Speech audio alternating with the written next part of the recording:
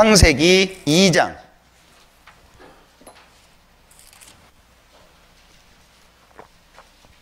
15절입니다. 여호와 하나님이 그 사람을 이끌어 에덴 동산에 두사 그것을 다스리며 지키게 하시고, 자, 하나님께서 사람을 만들고 에덴 동산이라고 하는 곳에 두셨다, 그런 얘기입니다. 그런데 사도행전 17장을 볼까요?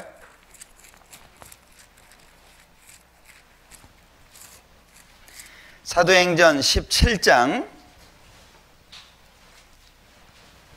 26절입니다.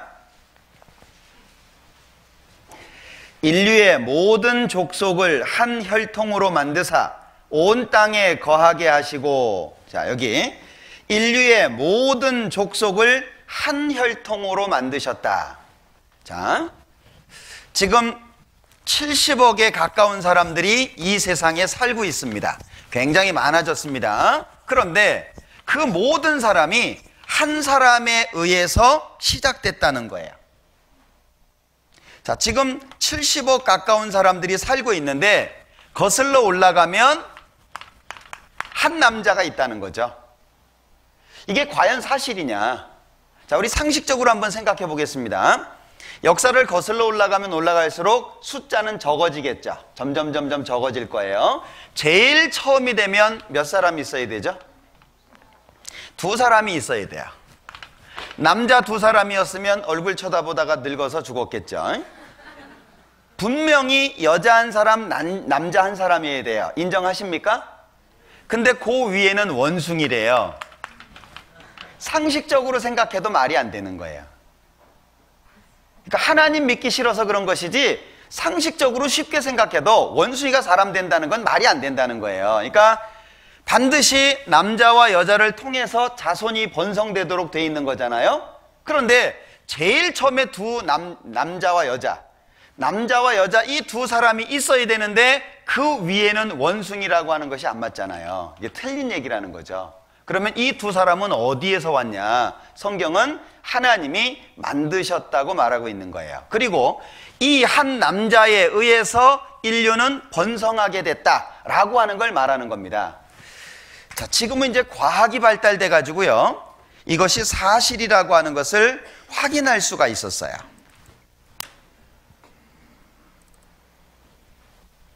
In the beginning, God created the heavens and the earth. Now, genetics points to a scientific Adam. Microscopic clues in our DNA link every man on Earth back to one man, one common ancestor.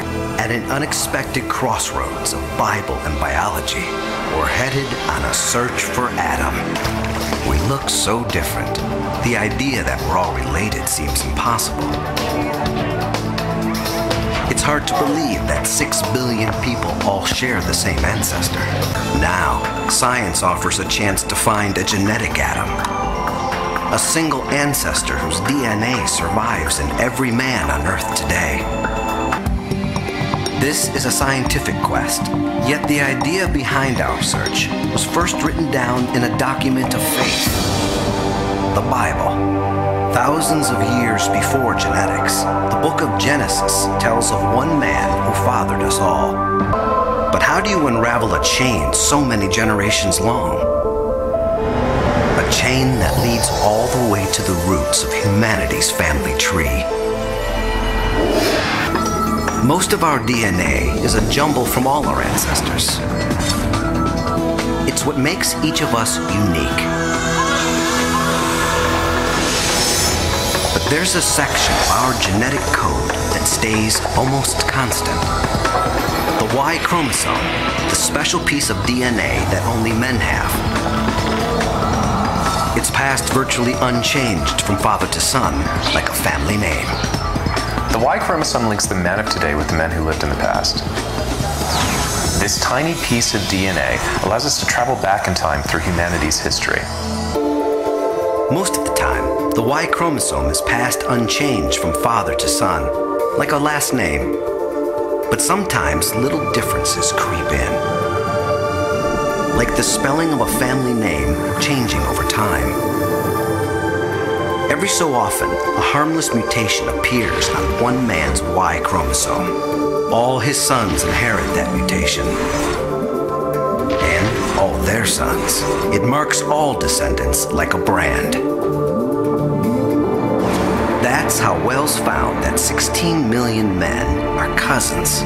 Their Y chromosomes all show the same mutations.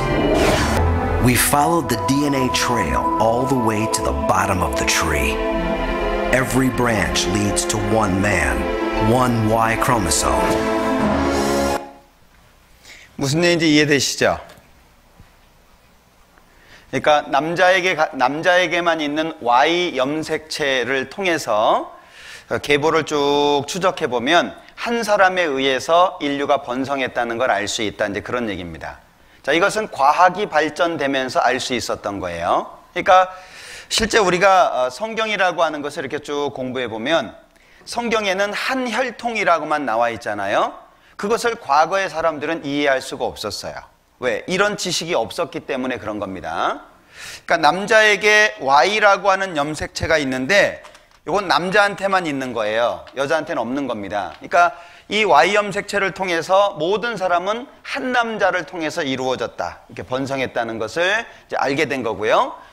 여자, 엄마가 딸에게만 전해주는 것이 또 있어요. 미토콘드리아라고 얘기하는데 이건 엄마가 딸에게만 전해주는 겁니다. 그러니까 모든 사람은 한 여자의 후손이라고 하는 것도 밝혀진 거예요. 그러니까 한 남자와 한 여자를 통해서 지금의 인류가 존재하게 됐다라고 하는 것을 과학적으로 확인할 수 있었다는 거죠.